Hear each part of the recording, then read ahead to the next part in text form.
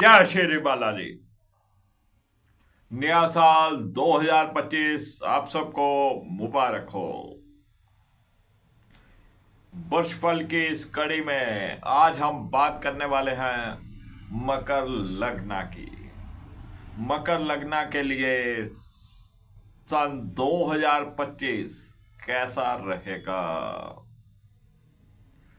क्या सावधानियां बरतनी हैं, किन किन बातों का आपको ध्यान रखना है, क्या उपाय करने हैं, इसके ऊपर हम चर्चा करेंगे मकर लग्न के लिए। इससे पहले कि हम मकर लग्न का वर्षफल शुरू करें, हमें 2025 में क्या ग्रह स्थिति रहेगी उसके ऊपर एक नजर लगा लेनी चाहिए। वर्ष 2025 के शुरू में ही मंगलदेव नीच राशि में चल रहे होंगे और 21 जनवरी 2025 को वक्री अवस्था में मिथुन राशि में प्रवेश करेंगे। फिर 2 अप्रैल को मंगलदेव वापस कर्क राशि में नीच के हो जाएंगे और 6 जून तक यहीं रहेंगे।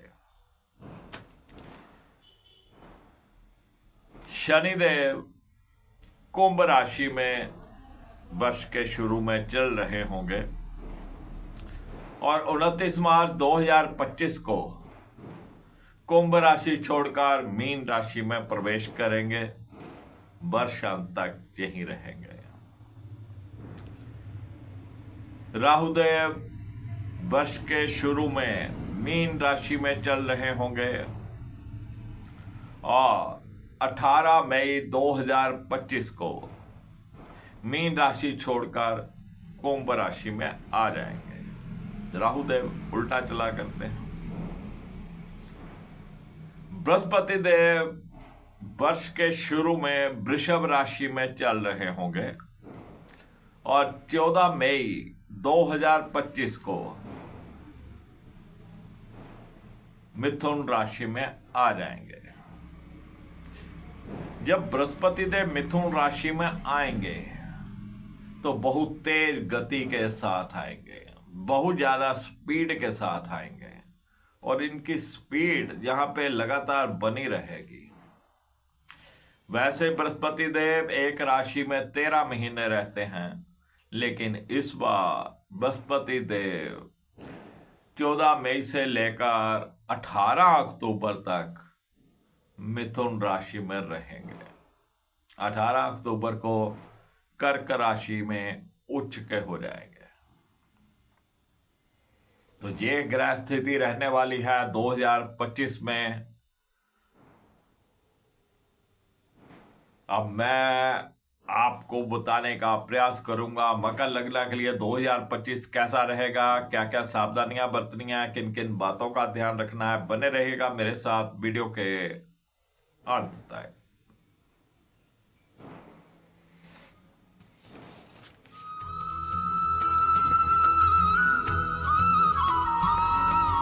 मैं राकेश विशिष्ट आप सबका स्वागत करता हूं। बात करने वाले हैं वार्षिक वर्षफल की मकर लग्न के लिए। वर्ष के शुरू में ही शनिदेव कुंभ राशि में होंगे, जो कि मकर लग्न के द्वितीय भाव में रहेगी। द्वितीय भाव हमारी बोलबानी का है, हमारे परिवार का है, संचित धन का है। तो धीरे धीरे ये धन भी संचित करवाएंगे, आपकी बोलबानी को थोड़ा खुश कर रखेंगे। घर परिवार का पूर्ण सुख यहां पे देने वाले हैं। और धन के मामले में मैं तो शनिदेव परिवार के ऊपर कुछ खर्च भी करवा सकते हैं। शनिदेव की यहां से तृतीय दृष्टि चतुर्भाव के ऊपर रहेगी और माता श्री की सेहत में थोड़ा बहुत उतार चढ़ाव हो सकता है। किसी भी प्रकार का कोई प्लॉट लेना चाहते थे, घर लेना चाहते थे, मकान लेना चाहते थे, कोई व्हीकल लेना चाहते थे, तो थोड़ा आराम से सोच समझ कर लीजिएगा। शनि देव की जहां पर नीच दृष्टि पड़ती है, थोड़ा शुभ मुहूर्त देख लीजिएगा। शनिवार को ना लें तो बेहतर है। और यहीं से ही शनि देव की सप्तम दृष्टि अष्टम भाव के ऊपर रहने वाली है। और अष्टम भाव होता है अचानक कहीं से धन आने का, गुप्त धन आने का, कुछ अचानक कोई चीज हमें मिल जाए जो हमने सोची नहीं हुई है, कोई पुराने पैसे रुके हुए थे कहीं, अचानक मिल जाए आपको, तो ऐसा कुछ योग हो सकता है। और जहां से बृहस्पति देव की दसम दृष्टि लाभ भाव के ऊपर रहने वाली है, लाभ की यहाँ पर संभावनाएं बनेगी। कहीं ना कहीं अच्छी जॉब आपको मिल सकती है। अगर आपने कहीं और अप्लाई कर रखा है, ऑलरेडी अगर आप जॉब कर रहे हो कि दूसरी जगह अप्लाई कर रखा, तो वहां पे भी आपको लाभ की संभावनाएं हैं। व्यापार और बिजनेस से भी जहां पर लाभ की संभावनाएं बनी हुई है, इच्छा पूर्ति की संभावनाएं बनी हुई हैं। जायज जो आपकी इच्छाएं हैं वो यहाँ पे पूर्ण हो सकती हैं। और बड़े भाई बहनों के साथ कुछ अच्छा तालमेल, अच्छे संबंध जहां पर बनने वाले हैं। तो फ्रेंड्स, ये था शनि देव का शुरुआती, और हम इस वार्षिक वर्षफल को 2 भागों में करने वाले हैं, जनवरी से लेकर अप्रैल तक, और दूसरे भाग में हम मई से लेकर वर्ष के अंत तक। चलिए बात करते हैं राहु देव की। राहु कुंभ लग्न के तृतीय भाव में चल रहे हैं वर्ष के शुरू में। और तृतीय भाव होता है हमारे पराक्रम का, हमारी एफिशिएंसी का, छोटे भाई बहनों का। तो छोटे भाई बहनों के साथ थोड़े संबंध उतार चढ़ाव भले हो सकते हैं। कभी वो आपका कहना मान लें, कभी आपको इग्नोर कर दें। तो इस तरीके की स्थिति छोटे भाई बहनों के साथ चलने वाली है। लेकिन पाप ग्रह जब भी तृतीय भाव में होते हैं, या तृतीय भाव के ऊपर दृष्टि रखते हैं, तो पराक्रम में वृद्धि करते हैं। हमारे अंदर एक नया हौसला, एक नई हिम्मत बना के रखते हैं। भाग दौड़ करने की जो कैपेसिटी होती है वो हमारे को देते हैं। बस लड़ाई झगड़े से बचिए। हमें कहीं पे पराक्रम अगर दिखाना है तो अपनी मेहनत में दिखाना है, अपने काम धंधे में दिखाना है। किसी से लड़ाई झगड़ा करके आपको अपना पराक्रम नहीं दिखाना है। शेष जहां से राहु की पंचम दृष्टि सप्तम भाव के ऊपर रहेगी, आपके लाइफ पार्टनर की सेहत में उतार चढ़ाव हो सकते हैं, थोड़ी अनबन रह सकती है, तो थोड़ा आपको ध्यान रखना है। अगर आपके रिश्ते की कई बात चल रही थी, जो विवाह हो गए हैं उनकी अगर रिश्ते की कई बात चल रही थी, तो उसमें भी कहीं ना कहीं जो वहम भरम उत्पन्न करेंगे, थोड़ी रुकावट डालेंगे। भाग्य भाव के ऊपर सप्तम दृष्टि रहेगी, धर्म कर्म से दूर करेंगे आपको। जो भी आप अपना नित्य नियम करते हैं, इष्ट देव का पाठ करते हैं, गुरुओं का पाठ करते हैं, उसमें रुकावट डालेंगे, मन नहीं लगने देंगे उसमें। तो ये आपको करना ही करना है, धार्मिक आपको रहना ही है। अगर आप धार्मिक नहीं रहते हैं, अपना पूजा पाठ बंद कर देते हैं, तो राहुदेव बहुत ज़्यादा एक्टिवेट हो जाएंगे और आपके भाग्य में रुकावटें खड़ी करेंगे, हर कार्य में रुकावट खड़ी करेंगे। कोई भी कार्य बिना रुके पूरा नहीं होगा। अगर हम धार्मिक रहते हैं, अपने इष्ट देव का पाठ करते हैं, जो भी आपके गुरु हैं उनका पाठ करते हैं, उनके द्वारा दिए गए शब्द का उच्चारण करते हैं, तो फिर ये राहुदेव इतने एक्टिवेट नहीं रह पाते। हमें कुदरती मदद मिलती है और जो रुक रहे कार्य होते हैं वो पूरे होते हैं। यहां से राहुदेव की नवम दृष्टि लाभ भाव के ऊपर रहने वाली है। तो जॉब वगैरह बदलने के बारे में ज्यादा मत सोचिएगा, लेकिन अपनी जॉब में पंक्चुअल भी रहिएगा। शनि आपको लाभ देने वाले हैं, राहु लाभ रोकने वाले हैं। अगर आप पंक्चुअल नहीं रहते हैं, अगर आप अपना कार्य पूर्ण नहीं करते हैं, तो फिर शनिदेव भी खराब हो जाएंगे। शनिदेव बस यही चाहते हैं कि आप पंक्चुअल रहिए, डिसिप्लिन में रहिए, और आज का काम आज ही करिए, अभी का काम अभी करिए, आज के काम को कल परसों पे मत डालिए।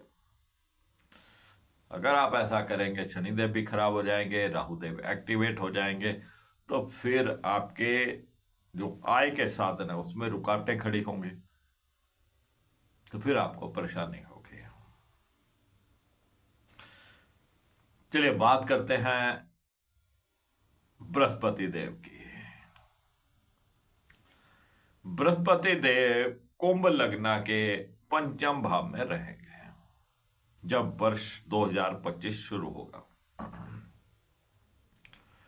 तो पंचम भाव में बृहस्पति देव विद्यार्थियों के ज्ञान में बढ़ोतरी करेंगे, अच्छी आउटपुट निकलेगी। प्रेमी प्रेमिकाओं का मिलन होता रहेगा, जो अपने लिए प्रेमी या प्रेमिका देख रहे हैं उनके लिए और भी बेहतर उनकी इच्छा पूर्ण हो सकती है। जिनकी संतान बड़ी है, उनकी संतान कुछ ना कुछ अच्छा कार्य करके दिखाएगी, आपके कहने में रहेगी, आपके लिए आज्ञाकारी रहेगी, कुछ ना कुछ अच्छा कार्य करके दिखाएगी, जिससे आपका मन प्रसन्न हो जाएगा। जो पति पत्नी संतान की इच्छा रखते हैं, उनके लिए भी समय जे अति उत्तम है। इस समय में कंसीव करने की संभावनाएं बनी रहेगी। जहां से बृहस्पति देव की पंचम दृष्टि भाग्य भाव के ऊपर रहेगी, राहु भी देख रहे हैं और बृहस्पति देव भी देख रहे हैं। तो धार्मिक रहना है आपको, साधु सन्यासियों गुरुओं का आशीर्वाद लेते रहना है। जो भी आपके स्पिरिचुअल गुरु हों, उनके द्वारा दिया गया मंत्र पाठ उसका आपने सिमरन करते रहना है, अपने इष्ट देव का पाठ करते रहना है, तो बृहस्पति देव बारे नियारे कर देंगे। कुदरती स्पॉट, अदृश्य शक्तियां जो होती हैं वो आपकी कहीं ना कहीं मदद करेंगी। यहीं से बृहस्पति देव की सप्तम दृष्टि लाभ भाव के ऊपर रहेगी। बस शनिदेव भी देख रहे हैं, बृहस्पति देव भी देख रहे हैं, राहु भी देख रहे हैं, तो लाभ की संभावनाएं यहां पर बनी हुई हैं। आपको अपना मन साफ रखना है, आपको दिल से अपना कार्य करना। आप जॉब पे जा रहे हैं तो आपको पता होना चाहिए, भाई मैं ये काम करने के पैसे लेता हूं, आपको वो काम पूरा करना है। अगर आप ये सोचोगे मैं काम नहीं करूंगा, अपने आप कोई और कर लेगा, तो फिर राहुदेव एक्टिव हो जाएंगे, शनिदेव खराब हो जाएंगे, बृहस्पति देव बेचारे क्या करेंगे। तो आपको अपने जॉब में, अपने व्यापार में बिल्कुल अलर्ट रहना है। और यहीं से ही बृहस्पति देव की नवम दृष्टि लगन के ऊपर रहने वाली है। थोड़ा सेहत में उतार चढ़ाव हो सकते हैं, स्वभाव आपका नर्म रहेगा। तो फ्रेंड्स, ये जो स्थिति है ये जनवरी से लेकर अप्रैल तक रह सकती है। और आप यहां पे देखिएगा कि चतुर्भाव के जो स्वामी हैं वो मंगल हैं, एकादश भाव के स्वामी भी मंगल हैं, और ये वर्ष के शुरू में नीच चल रहे हैं। घर परिवार के सुख में कोई ना कोई कमी रहेगी। आप अपनी जॉब की तरफ ध्यान नहीं दोगे, लापरवाही करोगे, तो वहां पे आपको जयराम जी की भी बोला जा सकता है। बोल देंगे आपकी जरूरत ही नहीं भैया, आप तो काम ही नहीं करते, क्योंकि मंगल देव नीच चल रहे हैं और ये 21 जनवरी तक रहने वाले हैं। फिर आपको इसी बात का ध्यान रखना है 2 अप्रैल के बाद। 2 अप्रैल से लेकर 6 जून तक आपको बहुत अलर्ट रहना है। जितना ज्यादा आप अलर्ट रहोगे उतना आपके लिए अच्छा है। ये सारी स्थिति जनवरी से लेकर अप्रैल तक बनी रहेगी। अब हम बात करने वाले हैं मई से लेकर वर्ष के अंत तक की। 29 मार्च 2025 को शनिदेव अपनी कुंभ राशि छोड़कर मीन राशि में प्रवेश कर जाएंगे और ये मीन राशि मकर लग्न के तृतीय भाव में पड़ेगी। बृहस्पति की राशि है, बृहस्पति यहां पर शनिदेव सम रहते हैं, तो छोटे भाई बहनों के साथ मिले जुले आपको प्रभाव मिलने वाले हैं। मिला जुला उनका आपके साथ सलूक रहने वाला है। कभी वो आपका कहना मान लेंगे, कभी ये नहीं मानेंगे, कभी आपको इग्नोर कर देंगे या आपको सहयोग कम करेंगे। ऐसे ही आपके दोस्त मित्र रहने वाले हैं। आपको बस एक ही बात का ध्यान रखना है कि अगर वो आपका को सहयोग नहीं कर रहे हैं या वो आपका कहना नहीं मान रहे हैं या आपको इग्नोर कर रहे हैं, तो आपको वो उनकी बातों को इग्नोर कर देना चाहिए। आपको अपनी तरफ से कोई ऐसा प्रयास नहीं करना है जिससे आपके संबंध बिगड़े। तो शनिदेव यहां पर यात्राएं भी करवा सकते हैं। विदेश यात्रा भी हो जाए तो आश्चर्य नहीं होगा। शनि की यहां से तृतीय दृष्टि पंचम भाव के ऊपर रहेगी और पंचम भाव में मित्र शुक्र की राशि, तो विद्यार्थी वर्ग के लिए सही समय है। गंभीर स्थिति में या बड़ा सीरियस होकर अगर जो पढ़ेंगे तो बहुत अच्छा विद्यार्थियों के लिए आउटपुट यहां पे रहने वाला। मतलब सीरियसली लीजिए, गंभीरता से लीजिए अपनी पढ़ाई लिखाई को, तो उसके आपको बहुत अच्छे परिणाम यहां पे मिलने वाले हैं। और प्रेमी प्रेमिकाओं के लिए भी यह समय ठीक ठाक रहने वाला है। जिनके बच्चे बड़े हैं उनके लिए भी समय बढ़िया है। उनके बच्चे आज्ञाकारी रहेंगे, कहने में रहेंगे, कुछ ना कुछ अच्छा करके दिखाएंगे। जो संतान की इच्छा रखते थे उनके लिए भी समय अच्छा है, कंसीव करने की संभावनाएं हैं। अब तृतीय भाव से शनिदेव की सप्तम दृष्टि भाग्य भाव के ऊपर रहेगी। यहां पर बुध की राशि पड़ेगी और बुध और शनि दोनों मित्र हैं, तो भाग्य यहां पे प्रबल रहेगा। भाग्य आपको हर समय आपके साथ साथ चलेगा, आपके हर कार्य में आपको सफलता दिलाएगा। धार्मिक, आप पहले से अधिक धार्मिक भी हो सकते हैं। आपको अपने धर्म के प्रति, आपके जो भी नित्य नियम है, आपके इष्ट देव, आपके गुरुदेव, उनके प्रति आपका झुकाव रहेगा और आपको रखना भी चाहिए, तभी भाग्य आपका साथ देगा। और धार्मिक यात्राएं भी यहां पर शनि देव आपको करवा सकते हैं, तो भाग्य खुलकर आपका साथ देने वाला है। और जहां से शनि देव की दसम दृष्टि व्यय भाव के ऊपर रहने वाली है, तो धन भाव का और लगन भाव का स्वामी होके व्यय भाव में है, तो कहीं ना कहीं सेहत में थोड़े उतार चढ़ाव हो सकते हैं। सेविंग करने में थोड़ी सी दिक्कत हो सकती है, लेकिन शनि देव यहां पे आपका पराक्रम भी बढ़ाएंगे। पाप ग्रह अक्सर तृतीय भाव में अच्छा फल करते हैं, आपको हर समय हिम्मत हौसला बनाए रखेंगे और भाग दौड़ में आप कभी भी पीछे नहीं रहोगे, जितना मर्जी आपसे मेहनत करवा ली जाए। तो शनिदेव कुल मिला के यहां पे अच्छे रहने वाले हैं।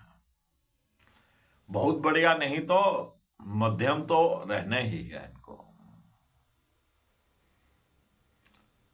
चलिए बात करते हैं राहु देव की। राहु देव मीन राशि छोड़कर कुंभ में आ जाएंगे और कुंभ राशि पड़ेगी मकर लग्न के द्वितीय भाव। अब द्वितीय भाव में राहु का आना आपकी वाणी को खुश्क कर देगा। आपकी वाणी कुछ रूड हो जाएगी। आप अच्छा बोलते बोलते कहीं ना कहीं कोई ऐसी बात बोल देंगे कि घर में ग्रह क्लेश की स्थिति पैदा हो जाएगी। सामने वाले को बस आपकी बात चुभ जाएगी। और जय राहुदेव यहाँ पे सेविंग भी नहीं होने देंगे। मैंने पहले ही बोला है, शनि देव की जो दसम दृष्टि है वो खर्चों में बढ़ोतरी करेगी, सेविंग नहीं होने देगी। तो राहुदेव भी यहाँ पे सेविंग नहीं होने देंगे। तो सेविंग की तरफ आपको ध्यान रखना है, जितना हो सके उतना करने का प्रयास करिएगा। तो घर परिवार के सुख में भी यहाँ पे राहुदेव कुछ कमी करने वाले हैं। तो राहु को यहां पे काबू करना बहुत जरूरी है। यहीं से राहु की पंचम दृष्टि छठे भाव के ऊपर रहने वाली है, जो कि आपके शत्रुओं को उठने नहीं देगी। शत्रु उठेगा, आपको कुछ नहीं करने की जरूरत, स्वयं धाराशायी हो जाएगा। बताओ ना, दीवार में टकरे रखे मार मार के खुद ही खत्म। तो वो कुछ भी बिगाड़ नहीं पाएगा। ऐसे लोग कभी कभार परेशानी दे सकते हैं, लेकिन बिगाड़ कुछ नहीं पाते हैं। और यहीं से ही राहुदेव की अष्टम भाव के ऊपर दृष्टि रहेगी, तो थोड़ा आपको ड्राइविंग वगैरह ध्यान से करना है। कहीं ना कहीं चोट फोड़ लगने की संभावनाएं रहती हैं। और द्वितीय भाव से राहु की नवम दृष्टि आपके व्यापार भाव के ऊपर रहेगी, आपके जॉब के भाव के ऊपर रहेगी। तो अलर्ट आपको रहना है। आप लापरवाही नहीं चलेगी। आपको पंक्चुअल रहना है, समय पे जाना है, अपना समय पे कार्य करना है, फिर अति उत्तम।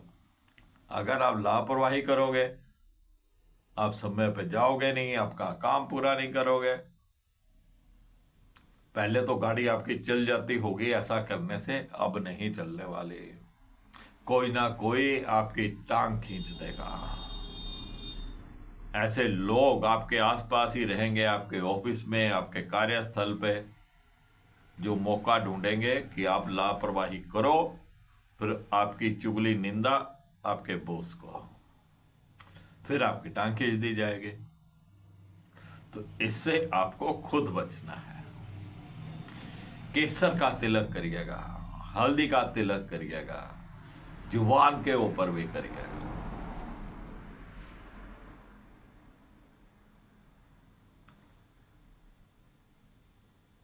चलिए बात करते हैं अब बृहस्पति देव की। बृहस्पति देव वृषभ राशि छोड़कर छठे भाव में आ जाएंगे। और ये 18 अक्टूबर तक यहां रहेंगे। छठा भाव है डिस्प्यूट का, कोर्ट कचहरी का, लोन का, ऋण का, शत्रुओं का। अगर कोई भी आपका डिस्प्यूट चल रहा है, कोई कोर्ट केस चल रहा है, कोई आपसी लड़ाई झगड़ा किसी के साथ चल रहा है, या डिस्प्यूट चल रहा है, तो बृहस्पति देव उस डिस्प्यूट को हल करने में मदद करेंगे। कहीं ना कहीं कोई कॉम्प्रोमाइज आपका करवा देंगे। और जहां से बृहस्पति देव की पंचम दृष्टि आपके व्यापार भाव के ऊपर रहने वाली है, आपके जॉब के भाव के ऊपर रहने वाली, तो बृहस्पति देव तो भी साफ सुथरे इंसान हैं। धोखाधड़ी इनको आती नहीं, चुस्ती चालाकी इनको आती नहीं। तो आप अपना जो भी काम है, अपने जॉब का, अपने व्यापार का, बिल्कुल साफ सुथरे तरीके से करिएगा। बस राहु को एक्टिवेट मत होने दीजिएगा, नहीं तो फिर आपको समस्या आ जाएगी। यहां से बृहस्पति देव की सप्तम दृष्टि व्यय भाव के ऊपर रहेगी। आप देखिए, शनि देव भी देख रहे हैं और बृहस्पति देव भी देख रहे हैं। बृहस्पति देव के देखने से शुभ कार्यों के ऊपर खर्च होगा, ऐसे कार्यों के ऊपर खर्च होगा जिससे आपका मन को कुछ तकलीफ नहीं होगी। बर्थडे मना लिया, कोई घर में कोई कीर्तन करवा लिया, सत्संग करवा लिया, धार्मिक यात्रा के ऊपर चले गए, किसी बच्चे की शादी कर दी, कोई मैरिज एनिवर्सरी मना ली। घर के अंदर हमारे बहुत सुख के साधन होते हैं। पुरानी गाड़ी बेच दी, नवी ले ली, पुराना सोफा सेट बेच दिया, नवा ले लिया, तो किसी भी शुभ कार्य के ऊपर बृहस्पति देव खर्च करवाएंगे। और नवम दृष्टि रहेगी धन भाव के ऊपर, और राहु देव वहां पहले बैठे हुए हैं। अब राहु बृहस्पति को देख रहे हैं, बृहस्पति देव राहु को देख रहे हैं, तो यहां पे आपको राहु को ठंडा रखना है और बृहस्पति देव को थोड़ा अच्छा रखिएगा ताकि शुभ फल की प्राप्ति रहे। राहु देव आपको आपके घर में समय नहीं देने देंगे, बृहस्पति देव समय दिलवाएंगे। बृहस्पति देव कुछ बचत भी करवा सकते हैं आपकी, राहु देव होने नहीं देंगे। तो आपको करना क्या है, जब बृहस्पति देव छठे भाव में होंगे, आपको किसी धार्मिक स्थान के जो पुजारी होते हैं, ग्रंथी होते हैं, मौलवी हैं, इनको पीले रंग का कोई कपड़ा गिफ्ट में देना है, दान में देना है। और वैसे भी आप पीले रंग का प्रसाद, बेसन की बर्फी है या कुछ भी हो पीले रंग का, वो धर्म स्थान में देते रहना है। और केसर का तिलक करिएगा, तो राहु देव यहां पे खुद ब खुद शांत हो जाएंगे। तो फ्रेंड, ये था वर्षफल मकर लग्न के लिए 2025 कैसा रहने वाला है। हमने 2 पार्ट में इसकी बात करी है, और यहाँ पे जो बात निचोड़ हमारे सामने आता है वो ये आता है कि आपको अपनी जॉब में, अपने व्यापार में पंक्चुअल रहना है, सावधान रहना है। आज का काम आज ही करना है, लापरवाही आपको नहीं चलानी है।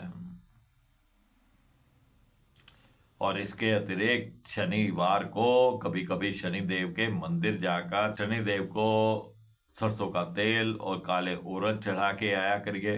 उनको बोलिएगा भाई कुछ पैसे पुसे सेव हो जाएं, घर परिवार का सुख मिले, हमारी सेहत ठीक रहे और हमारे कर्मा भी अच्छे रहें। और गाय की सेवा अति उत्तम रहती है। जितना आप गाय की सेवा करेंगे आपका भाग्य उतना साथ देगा।